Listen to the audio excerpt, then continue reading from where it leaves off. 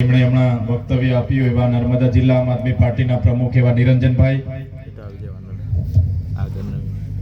સાથે મંચસ્થ ઉપસ્થિત આગેવાન વિક્રમભાઈ તડવી, આમ આદમી પાર્ટીના ઓબીસી મોરચાના પ્રમુખ એવા ગોપાલભાઈ માછી, યુવા અધ્યક્ષ એવા ગિરિરાજસિંહ ગોહિલ, ઉપપ્રમુખ એવા આશીષભાઈ તડવી, સાથે આપણા વિસ્તારના ગાદીપતિ અને જેને સૌ આપણે બાપા તરીકે ગુરુ તરીકે માનીએ છીએ એવા ભરતદાસ સાહેબ, મંચસ્થ તમામ ગાદીપતિ સંતો મહંતો, મારા પૂજનીય વડીલો, સામે ઉપસ્થિત થયેલા મારા વડીલો, યુવાનો, માતા બહેનો, બધા માટે એકવાર જોરદાર આપણે તાળીઓ પાડી લઈશું. સાથીઓ, આપણે અહીંયા ઉપસ્થિત થયેલા તમામ વર્ગના લોકોનું સ્વાગત કરીએ છીએ, સન્માન કરીએ છીએ. કેટલાક મીડિયાના મિત્રો પણ અહીંયા ઉપસ્થિત છે. કાયદો અને વ્યવસ્થા જળવાય એના માટે પોલીસ અધિકારીઓ પણ ઉપસ્થિત છે. તો એમને શું કરવા આપણે ભૂલી, એમના માટે પણ જોરદાર તાળીઓ પાડો. સાથીઓ, આપણે ઘણીવાર સમાચારના માધ્યમોથી અને નાની મોટી મીટિંગોમાં બધા આગેવાનો કહેતા હોય છે કે આદિવાસી એ મૂળ માલિક છે, આદિવાસી એ આ દેશનો માલિક છે. ત્યારે સૌપ્રથમ આપણે આદિવાસી એટલે કોણ એ જાણવું પડે. ત્યારે સાથીઓ, ઇતિહાસકારો એવું કહે છે, દેશનું બંધારણ એવું કહે છે, દેશની સુપ્રીમ કોર્ટ એવું કહે છે, અને દેશ વિદેશના વૈજ્ઞાનિકો એવું કહે છે કે આદિ અનાદિ કાળથી આ પૃથ્વી પર જો કોઈ પહેલા આવ્યો હોય એ આદિમાનવ હતો, એ જંગલોમાં ફરતો હતો. ત્યારે કોઈ પણ જાતની ચીજ વસ્તુઓની શોધ નહોતી થઈ. એમણે જંગલના વનફળ, કંદમૂળ અને જંગલના પાણી, વન્ય પ્રાણીનો શિકાર કરીને એ ભટકતું જીવન જીવતો હતો. ધીરે ધીરે અગ્નિની શોધ થઈ. વાંસના ઘસારામાંથી અગ્નિ જ્યારે નીચેના તણખલા પડ્યા અને આગ લાગી, ત્યારે આદિમાનવને ખબર પડ્યું કે અગ્નિમાં જે શેકાયેલું હોય, અગ્નિમાં જે ભૂંજાયેલું હોય એ ખવાય. અને એને અગ્નિની શોધ એને સાચવી રાખી. બાદમાં પેણાની શોધ થઈ. ધાન્ય જે આપણે ખાઈએ છીએ ધાન્યની શોધ પણ થઈ.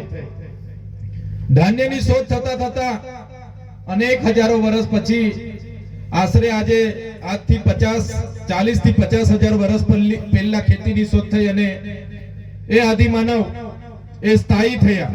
નાના મોટા કબીલાઓમાં આદિવાસી સરદારો, ગામના મુખીઓ, ગામના પટેલો નાના મોટા કબીલાઓમાં એક રહેવા લાગ્યા. બાદમાં તો તમને બધાને ખબર છે, આપણે બધા ભણીએ છીએ, આપણો ઇતિહાસ ધોરણ 9 માં હોય, 8 માં હોય, બધું ભણાવવામાં આવે છે કે ત્યારબાદ સભ્ય સંસ્કૃતિઓ વિદેશોમાંથી આવી.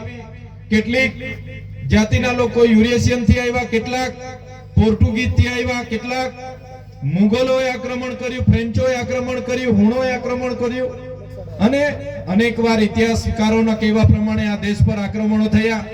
બહારના લોકોના શાસનો આવ્યા અને છેલ્લું શાસન અંગ્રેજોનું હતું.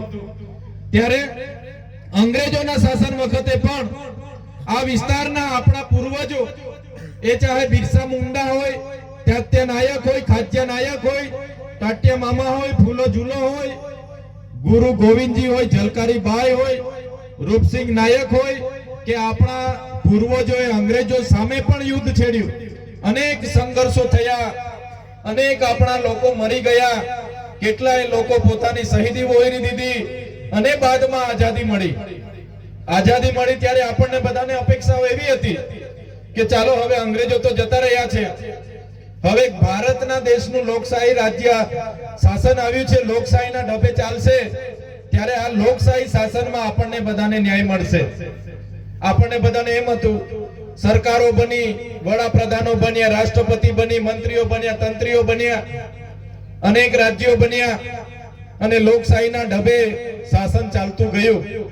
પણ આઝાદીના 78 વર્ષ પછી પણ જે બંધારણથી દેશ ચાલે છે, એ બંધારણમાં આદિવાસીઓ માટે જે જોગવાઈ કરેલી છે કે ભાઈ અનુસૂચિ 5 જે પ્રકારે બંધારણના આર્ટિકલ 243 માં લખેલું છે કે આદિવાસી વિસ્તારોમાં કોઈ પણ જાતનો પ્રોજેક્ટ નાખવો હોય, રોડ બનાવવો હોય, કંપની નાખવી હોય, કારખાનું નાખવું હોય, સ્ટેચ્યુ નાખવું હોય, કોરિડોર બનાવવો હોય, હાઈવે નાખવો હોય કે હાઈ ટેન્શન લાઈનના ટાવર ઊભા કરવા હોય, નહેર કાઢવી હોય, કોઈ પણ જાતની પાવર માટે ગામ સભાને સત્તા આપી છે. ત્યારે 5મી અનુસૂચિનો જે સત્તા મળી છે, પેશા એક્ટ 1996 ના જે ગામ સભાને સત્તા મળી છે, ત્યારે બંધારણ તો એવું કહે છે, ન લોકસભા ન વિધાનસભા, સબસે ઊંચી ગામ સભા. ત્યારે આજે આપણી ગામ સભાના પાવર કોઈ પણ જગ્યાએ લાગુ કરવામાં આવ્યા નથી. આજે ગામ સભાના એજન્ડા એ એસી ચેમ્બરોમાં બેઠેલા અધિકારીઓ બનાવે છે. આપણા ગામોની ગામ સભા બોલાવવામાં આવે છે અને ગાંધીનગરથી મોકલાવેલા એજન્ડા પર ચર્ચા કરવામાં આવે છે અને પછી આપણા લોકોને એમાં છૂટા કરી દેવામાં આવે છે. ત્યારે આઝાદીના 78 વર્ષ પછી પણ આપણા બંધારણીય અધિકારો અનુસૂચિ 5 અને પેશા એક્ટ લાગુ કરવામાં નથી આવી. ત્યારે આજે આમ આદમી પાર્ટીના મંચ પરથી હું તમને કહેવા માંગુ છું, આવનારા દિવસોમાં આમ આદમી પાર્ટી જો ગુજરાતમાં સત્તામાં આવશે તો પહેલું કામ અનુસૂચિ 5 અને પેશા એક્ટ લાગુ કરવાનું ગુજરાતમાં થશે. કેમ કે એ લાગુ થવાથી ગામ સભાને પાવર મળશે. તમારા ગામમાં શું જોઈએ છે, શેની જરૂર છે, એ ગામના લોકો નક્કી કરશે અને ગાંધીનગર સુધી તમારો ઠરાવ જશે અને એ મંજૂર થશે. ત્યારે સાથીઓ, આ લોકશાહી દેશમાં પણ આપણે બધાએ આપણા લોકોએ ભોગ આપ્યો છે. ભોગ એટલો બધો આપ્યો છે, તમે ખાલી 2-3 મેં દાખલા આપીશ. નર્મદા ડેમની વાત કરું. અમારા દાદા લોકો કહેતા હતા કે નર્મદા ડેમ જ્યારે બનતો હતો ત્યારે કોંગ્રેસની સરકાર હતી અને જ્યારે ગુજરાત અને મધ્યપ્રદેશ મહારાષ્ટ્રના ગામોને ત્યાંથી વિસ્થાપિત કરવામાં આવ્યા ત્યારે લોકોને કહેવામાં આવ્યું કે આ સરકારની યોજના છે, બધાએ ગામો ખાલી કરવા પડશે અને ગામડા ખાલી થઈ ગયા. પોતાના પરિવારો કોઈ ક્યાં નવી વસાહતોમાં વિભાજિત થઈ ગયા. સાથીઓ, ત્યારે વળતર કેટલું આપ્યું હતું તમને બતાવું મેં. ત્યારે એક ગુંઠો એટલે કે એકડમાં 40 ગુંઠા હોય. એક એકડમાં 40 ગુંઠા આવે. ત્યારે ગુંઠાના ભાવે એ ઉકાઈ જળાશય હોય, નર્મદા જળાશય હોય કે બીજા ડેમ હોય, એમાં ગુંઠાના કેટલા આપતા હતા તે તમને કેમ છું, ધ્યાન આપજો. એક ગુંઠાના જે એમાં પણ 4 પ્રકારે નક્કી કરવામાં આવે ભાવ. પહેલો ભાવ હતો એક ગુંઠાના 24 રૂપિયા, એટલે એક એકડમાં 40 ગુંઠા આવે. 24 ચોક 96, એટલે એક એકડના 960 રૂપિયા ત્યારે આપવામાં આવ્યા. બીજો જે ભાવ હતો, બીજા પ્રકારનો ભાવ એક ગુંઠાના 21 રૂપિયા નક્કી કરવામાં આવ્યો. જે થોડી ખાડા ટેકરા વાળી જમીન હતી અને જેટલી જમીન હતી એના એક ગુંઠાના 21 રૂપિયા. હવે 21 ચોક કેટલા થાય? 84, એટલે 40 ગુંઠાના 840 રૂપિયા. એક એકડના કેટલા હતા? 840 રૂપિયા. ત્રીજો ભાવ નક્કી કરવામાં આવ્યો તો એક ગુંઠાના 18 રૂપિયા. 18 રૂપિયા એટલે 18 ચોક 72 થાય, એટલે 720 રૂપિયા એક એકડના.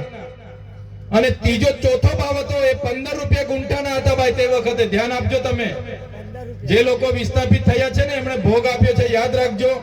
ગુંઠાના ચોથો ભાવ હતો જે ખાડા ખરાબા વાળી ટેકરા વાળી હોય, કોઈ કાઈ મફતના ભાવે લેવા જેવી જમીન હતી, એના 15 રૂપિયા ચોથો ભાવ આ લોકોએ નક્કી કર્યો હતો. હવે 15 ચોક કેટલા થાય? 60, એટલે 600 રૂપિયા એક એકડના. તમે વિચાર કરો, દેશ માટે જે લોકોએ પોતાના ગામ ખાલી કર્યા, પોતાની સંસ્કૃતિ, પોતાની પ્રકૃતિ, પોતાના જળ જંગલ જમીન સાથે છીનભીન થઈ ગયા, પોતાના પરિવાર સાથે છૂટા પડ્યા, એ લોકોને તે વખતે એક એકડના 660 રૂપિયા આપ્યા હતા અને કીધું તું તમારા ઘરમાંથી એક જણને સરદાર સરોવર નિગમમાં નોકરી આપીશું.